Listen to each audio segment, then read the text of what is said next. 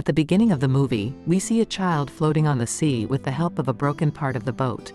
We could see that his entire ship was burning and had been destroyed by the sea monster. Later, we see Maisie is once again engrossed in her nightly ritual of sharing stories with her friends in the orphanage room.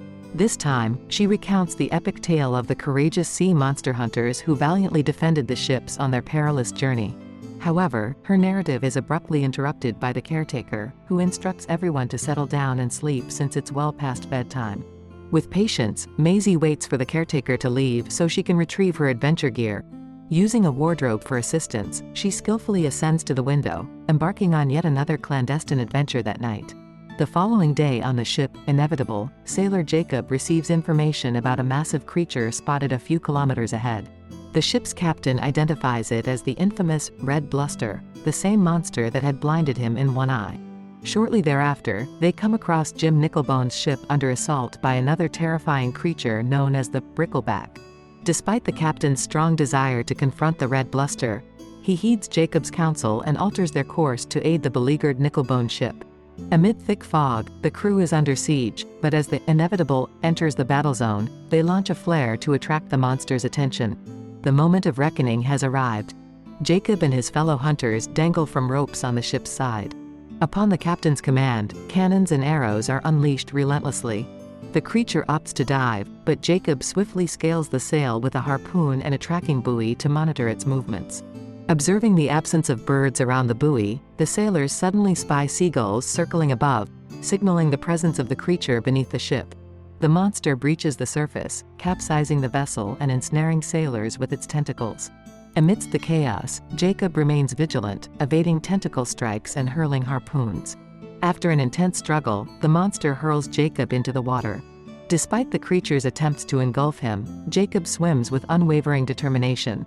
He ends up on the monster's back, taking the opportunity to stab it with a knife. Seizing the chance, the captain drives a spear into the creature's vulnerable spot, ultimately vanquishing it. The jubilation is short-lived. The captain's ship is decimated, preventing him from capturing the detested monster. Jacob is summoned and commended by the captain. It's revealed that the captain plans to retire once he captures the Red Bluster, passing the leadership to Jacob. He recounts finding Jacob as a shipwrecked child and recognizing his potential as a future leader. Upon returning home, the ship is hailed as the most renowned monster hunting vessel. In the midst of the festivities celebrating the sailor's triumphant return, Maisie blends into the crowd, observing the merriment. Amidst the singing and dancing, she appears at the bar window to greet Jacob. She openly admires his achievements and the noble hunters, who happen to be her parents. Maisie reveals her bold spirit and confesses to fleeing the orphanage. Her intention is to join the next monster hunting expedition. However, Jacob firmly denies her request, emphasizing that the treacherous sea of monsters is no place for children. Despite Maisie's persistence, Jacob takes decisive action, placing her inside a wagon and ordering her back to the orphanage. On the following day, Captain Crow and his comrades reached the royal palace, bearing the horn of the beast they had conquered on their prior journey. Despite the king's assurance of a substantial reward, they fell short of fulfilling the main quest by eradicating the Red Bluster. Nonetheless, the king was dissatisfied with their endeavors. Standing before them, he unveiled the magnificence of the new colossal ship in the royal fleet, named the Imperator. The responsibility for the hunt was to be transferred to the Navy, making Captain Crow's services redundant. Naturally, Captain Crow was consumed by anger. He criticized the futility of the weapons on the Imperator and criticized the Navy's leader as utterly inept. Tempers flared, yet Jacob, a soothing presence, diffused the situation. He proposed a challenge between the two ships, a race to track down the creature, the Inevitable versus the Imperator. The stakes were high. The ship that lost would face complete annihilation. The king daringly accepted the competition, charting a new course toward the open ocean. Their target, the Red Bluster, was no ordinary adversary. Jacob deduced that its skin was unusually thick, necessitating the use of firebombs and long spears instead of ordinary arrows. The captain warned the crew that they were about to venture into uncharted waters beyond the perilous Dregmore Sea, a realm of hazards beyond human comprehension. With the risks clarified, the crew gathered to raise a toast, celebrating the start of their journey. Amidst the revelry, an anomaly came to light. One of the barrels held more than just drink, it concealed Maisie. Having infiltrated their midst, her excitement was palpable. She had learned the entire saga of Captain Crow and displayed remarkable bravery for her tender age. Crow was taken aback by her audacity and asked Sarah to include the young girl as the newest member of the inevitable crew. Armed with a blade, Maisie was instructed by Sarah to obey without question, lest she face serious consequences. As darkness fell and the ship ventured deeper into the dreaded Dregmore Sea, flares were launched to attract their quarry's attention. Maisie, still invigorated by her new weapon, eagerly wanted to confront the red bluster and ensure its defeat. However, the captain ordered her to rest. He recognized in her the same inherent hunting instinct that Jacob had possessed as a child. Suddenly, the ship's deck trembled, the creature approached. The crew sprang into action, harpooners ready as birds took flight. The assault began, firebombs soaring through the air. The red bluster emerged, cannons responding with a roar. Despite the onslaught, the creature charged, colliding with the ship's bow. Harpoons were launched, tethering the ship to the monster as it pulled them forward inexorably. The sails proved ineffective against its immense power. The red bluster displayed intelligence, spinning itself and creating a turbulent vortex that unsettled the crew. Jacob warned that the ship had reached its limits. They needed to sever ties with the creature. Yet Captain Crow remained resolute, refusing to yield. Amidst the chaos, Maisie recognized the danger and decisively cut the ropes, freeing the ship. Jacob acknowledged her wisdom and permitted her to complete the task. As the ship broke free from the monster's grasp, Jacob and Maisie were thrown into the water, facing the red bluster up close. Swiftly, they found safety in a small boat. However, the captain's fury erupted. He aimed his firearm at Jacob, demanding Maisie's surrender. In an instant, the red bluster reappeared, swallowing the boat whole. Inside the creature, Jacob and Maisie illuminated a lamp, revealing their surreal surroundings. Within the creature's belly, Jacob formulated a plan. He tied a rope between himself and Maisie, ascending the creature's inner walls with his spear. As they climbed, Maisie reached the monster's nostrils, glimpsing the vastness of the ocean through them. Meanwhile, the red bluster resurfaced and set a course for an island. At this crucial juncture, Jacob unintentionally provoked the creature's sneeze, triggering a series of events. Jacob found himself suspended by the rope in a peculiar bungee-like manner until he clung to a coconut tree, face to face with the red bluster. The creature seized Maisie, who dangled from its teeth. However, the creature exhibited an unexpected tranquility. Jacob, determined to strike its eye, was stopped by Maisie, who severed the rope. The creature deemed the battle uninteresting and departed. Jacob and Maisie found themselves in a sincere discussion, each possessing a distinct perspective on the creature's demise.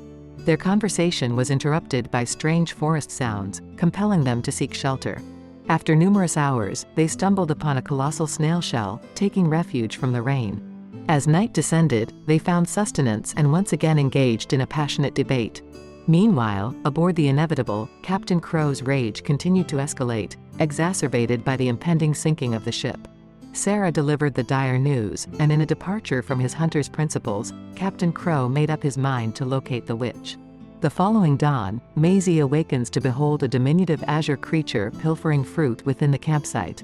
Approaching the creature with care, the girl causes it to scuttle away in an attempt to hide.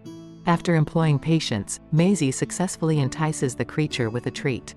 While picking it up, she inadvertently steps on an object reminiscent of an egg.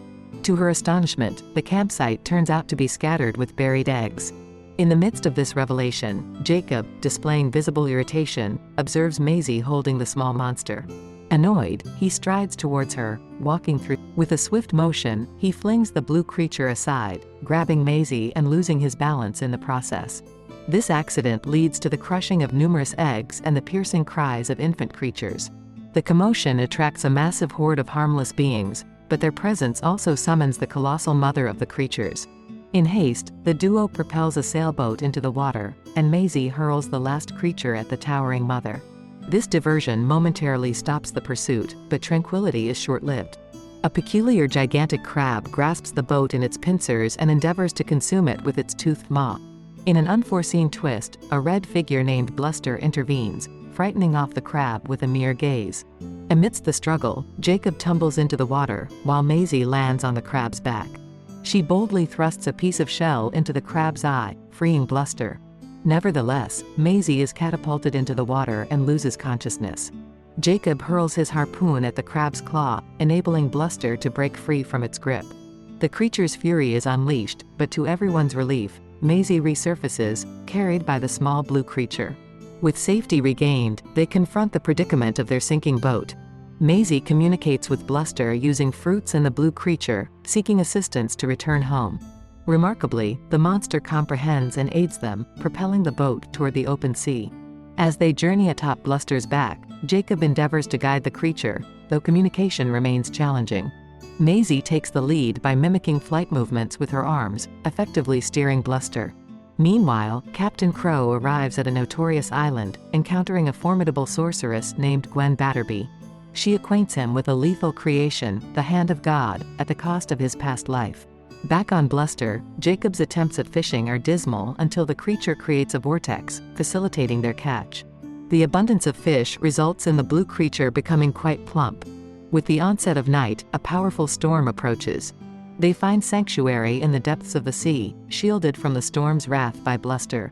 Amidst the splendor of the underwater realm, Jacob spots monster skeletons and shipwrecks, testaments to the havoc caused by the ongoing conflict between humans and monsters. The blood moon evolves into a dreaded omen, symbolizing the vigilant gaze of the witch. Eventually, they arrive at Rum Pepper Island, where Maisie confronts the heart-rending reality that Captain Crow intends to return her to the orphanage. Red's companionship has transformed their lives, but she bids the creature farewell with reluctance. On the beach, Jacob expresses gratitude to the towering monster, awkwardly pledging to cease his monster hunting pursuits.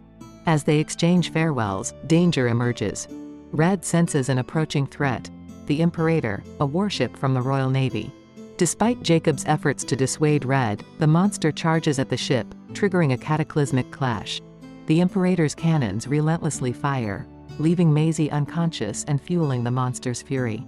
Red's gaze fixates on a distant ship, Captain Crow's vessel, signifying a glimmer of hope. Crow's crew employs a poisoned harpoon to incapacitate Red. Amidst the chaos, Sarah visits Maisie, offering her help in freeing Red. Inevitably, the climactic showdown looms as Red lies stunned and restrained, and the naval fleet prepares to strike. Just as Crow is about to deliver a fatal blow, Maisie steps in, shielding Red. This action initiates a confrontation between Jacob and Crow.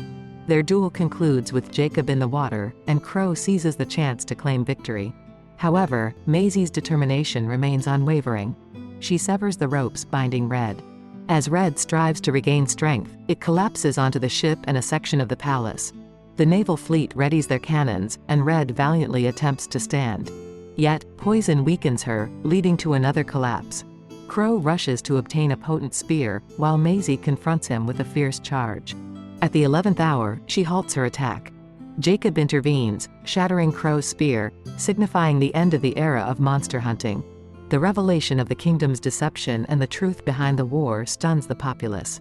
The people demand Red's liberation, and the general relinquishes his sword, seeking understanding. Jacob and Maisie ride on Red's head, exposing the kingdom's falsehoods and proposing peace. The monster's symbol of royalty is unveiled, debunking the fabricated narratives of their hostility. United, Jacob and Maisie depart, leaving behind the throes of war and embracing a new world of harmony.